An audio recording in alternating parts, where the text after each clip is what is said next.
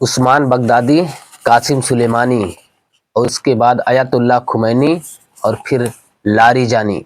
ये जो 4 नाम है दोस्तों, इन 4 नामों को आप अच्छी तरीके से जानते होंगे। अगर आप नहीं जानते हैं तो आप जान जाइए कि ये वही ईरान के टॉप लीडर हैं जिन्हें जो है दोस्तों पिछले 5 वर्ष में अमेरिका ने मौत की नींद सुला दिया है। और उनमें जो अभी लेटेस्ट ईरान के सुप्रीम लीडर थे अयातुल्लाह खुमैनी है दोस्तों।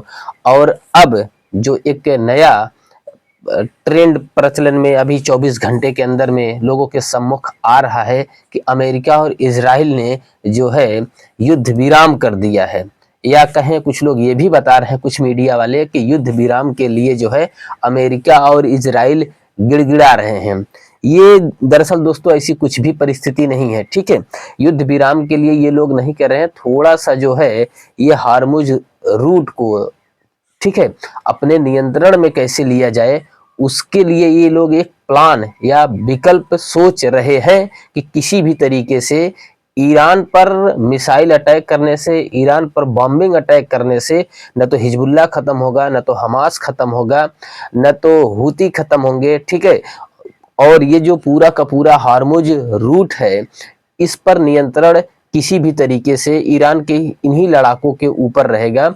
तो एक प्रकार से कहा जाए दोस्तों, क्या अमेरिका और इजराइल का ये प्लान है कि कम से कम 4 से 5 दिन युद्ध को रोक करके हम जो है किसी भी तरीके से पहले हार्मुज स्ट्रेट को, यानी हार्मुज रूट को, जहां से कच्चा तेल का आयात और निर्यात बड़े पैमाने पर होता है, सबसे पहले हम इस रूट पर नियंत्रण स्थापित करें।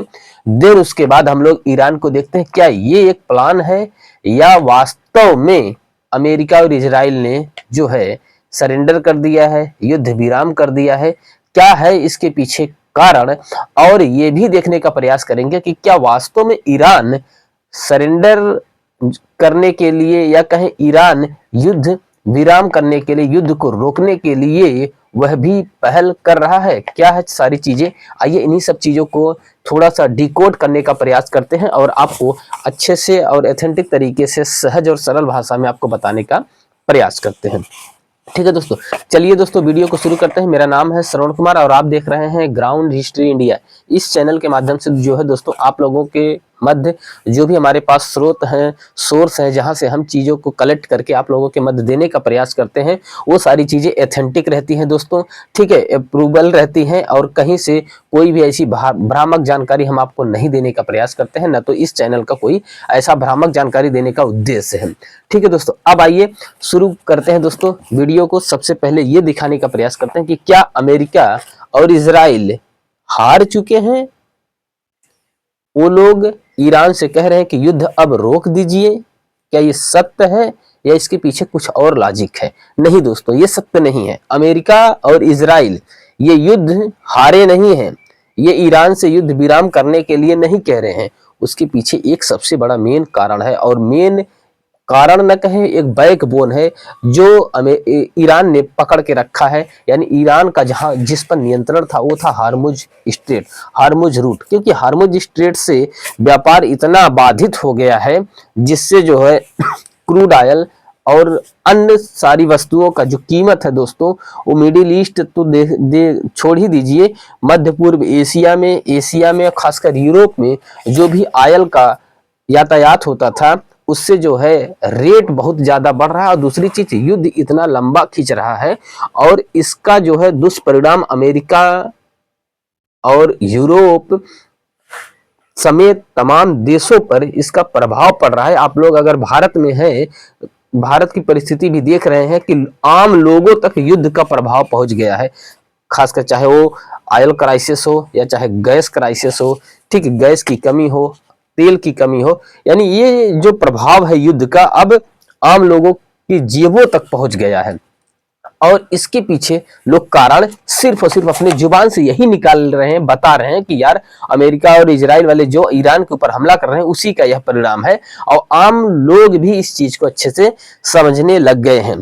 ठीक, अब सोचिए कि भारत के पास ये जानकारियां भारत के लोगों के पास आ रही हैं, तो ठीक ऐसे ही उन खाड़ी देशों में जो मुस्लिम कंट्रीज हैं वहां की परिस्थितियां कैसी हैं, और उसके साथ साथ यूरोप के साथ साथ अमेरिका के जो कंटिनेंट देश हैं, अमेरिकी कंटिनेंट में जो देश हैं, और उसके साथ साथ जो है दोस्तों वहां के पक्ष और विपक्ष जो है कहीं ना कहीं अमेरिका को आड़े हाथों ले रहे हैं, क्योंकि वह पूरी तरीके से इजराइल के साथ खड़ा है। ठीक है दोस्तों, और इस वैश्विक स्तर पर डोनाल्ड ट्रंप की और अमेरिका की जो नीति है वह जो है दोस्तों विफल होती चली जा रही है। क्यों? क्योंकि अमेरिका और इजराइल ने यह सोचा था कि अयातुल्ला खुमैनी के मृत्यु के बाद ईरान की जनता जो है क्या करेगी, सड़क पर आएगी और एक नया सुप्रीम लीडर बना दिया जाएगा।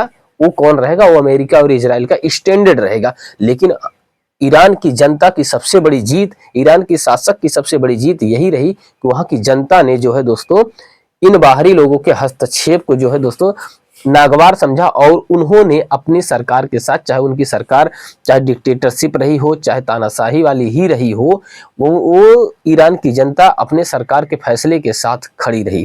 ठीक है दोस्तों, ऐसा कुछ हुआ नहीं, और यही वो मेन कारण था कि ईरानी लोग अपने शासक के साथ, अपने देश के साथ, अपने राष्ट्र के साथ डटे रहे, खड़े रहे, और बार बार ये आवाज लगाते रहे कि किसी भी तरीके से, किसी भी परिस्थिति में, हर हाल में ईरान और इजराइल का वर्चस्व जो है खाड़ी देशों से, ईरान से खत्म किया जाए। ठीक है दोस्तों, और इस बात को लेकर के, इसी बात को लेकर के जो है दोस्तों, और ये जो र्यूमर्स फैला, ठीक है, यानी एक प्रकार से कहा जाए मुस्तफा अली खुमैनी ने, जो नए सुप्रीम लीडर थे, उन्होंने आत्मसमर्पण नहीं किया। लोगों को लगा था कि थोड़ी देर के लिए कि हो सकता है अली खुमैनी की मृत्यु के बाद मुस्तफा अली खुमैनी जो है आत्मसमर्पण कर देंगे, लेकिन जिसने अपने पिता को खोया है, माँ को खोया है, भाई को खोया है, उसके साथ साथ ईरान के टॉप जो लीडरशिप थे उनको खोया है, और हाल ही में लारीजानी, अभी 2 से 3 दिन पहले लारीजानी का मारा जाना, ठीक है दोस्तों, ये कहीं ना कहीं आत्मसमर्पण करने का तो कोई औचित्य नहीं उठता था।